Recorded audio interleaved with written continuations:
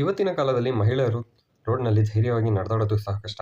ಯಾಕೆ ಅಂದರೆ ಮಹಿಳಾ ಕಿರುಕುಳ. ಇವತ್ತಿನ ಈ ವಿಡಿಯೋದಲ್ಲಿ ಮಹಿಳಾ ಕಿರುಕುಳ ಅಂದರೆ ಏನು ಅನ್ನೋದನ್ನ ಮತ್ತು ಅದಕ್ಕಿರುವಂಥ ಪರಿಹಾರಗಳನ್ನ ತಿಳ್ಕೊಳ್ಳೋಣ. ಮಹಿಳಾ ಕಿರುಕುಳ ಅಂದರೆ ಏನು ಅಂದರೆ ಯಾವುದೇ ಮಹಿಳೆಯರಿಗೆ ಅವಮಾನ ಮಾಡುವಂಥದ್ದು, ಅವರ ಮಾನಕ್ಕೆ ಧಕ್ಕೆ ಆಗುವಂತಹ ಮಾತುಗಳು, ವರ್ತನೆಗಳು, ಅಸಭ್ಯ ವರ್ತನೆಗಳು, ಮತ್ತು ಅವರ ಪರ್ಮಿಷನ್ ಇಲ್ಲದೇ ಅವರನ್ನು ಟಚ್ ಮಾಡುವಂಥದ್ದು, ಮತ್ತು ಅವರನ್ನು ಫಾಲೋ ಮಾಡೋದು, ಮತ್ತು ಅವರಿಗೆ ಪದೇ ಪದೇ ಕಾಲ್ ಮಾಡುವಂಥದ್ದು, ಮೆಸೇಜ್ ಮಾಡುವಂಥದ್ದು, ಮತ್ತು ಪದೇ ಪದೇ ಹಿಂಬಾಲಿಸೋದು ಸಹ ಮಹಿಳಾ ಕಿರುಕುಳದಲ್ಲಿ ಸೇರಿಕೊಳ್ಳುತ್ತೆ. ಹೀಗೆ ಯಾವುದೇ ಮಹಿಳೆಯರಿಗೆ ಕಿರುಕುಳವಾದಂಥ ಸಂದರ್ಭದಲ್ಲಿ ಅವರಿಗೆ ಕೆಲವೊಂದು ಕಾನೂನಿನ ಪರಿಹಾರಗಳಿವೆ. ಅವು ಯಾವ್ಯಾವು ಅಂದರೆ ಸೆಕ್ಷನ್ 354 ಆಫ್ IPC, ಇದು ಇವಾಗ ಸೆಕ್ಷನ್ 74 ಆಫ್ BNS ಅಲ್ಲಿದೆ.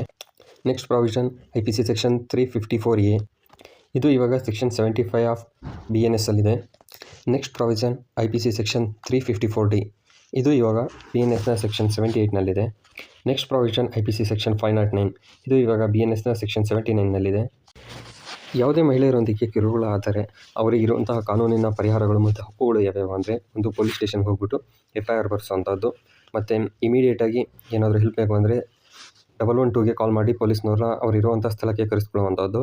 ಅದಾದಮೇಲೆ ಏನಾದರೂ ಇನ್ ಕೇಸ್ ಈ ಥರ ಯಾವುದಾದ್ರೂ ಅವರಿಗೆ ಬೇಕಾದಂಥ ಪರಿಹಾರ ಸಿಗ್ತಿಲ್ಲ ಅಂದರೆ ನ್ಯಾಯಾಲಯಕ್ಕೆ ಹೋಗ್ಬಿಟ್ಟು ಡೈರೆಕ್ಟಾಗಿ ಪ್ರೈವೇಟ್ ಕಂಪ್ಲೇಂಟ್ನ ಫೈಲ್ ಮಾಡ್ಬೋದು. ಇದ್ರದ್ದು ಕಂಪ್ಲೀಟ್ ಡೀಟೇಲ್ ವೀಡಿಯೋ ನನ್ನ ಯೂಟ್ಯೂಬ್ ಚಾನಲ್ನಲ್ಲಿದೆ. ನೀವು ಇಲ್ಲಿ ಕೆಳಗಡೆ ಕ್ಲಿಕ್ ಮಾಡೋ ಮೂಲಕ ಆ ವಿಡಿಯೋನ ಕಂಪ್ಲೀಟಾಗಿ ಡೀಟೇಲಾಗಿ ನೋಡ್ಬೋದು. ಇದೇ ರೀತಿಯ ಲೀಗಲ್ ಇನ್ಫಾರ್ಮೇಷನ್ಗೋಸ್ಕರ ಈ ಚಾನಲ್ನ ಸಬ್ಸ್ಕ್ರೈಬ್ ಮಾಡ್ಕೊಳ್ಳೋದು ಮರಿಬೇಡಿ. Thank you.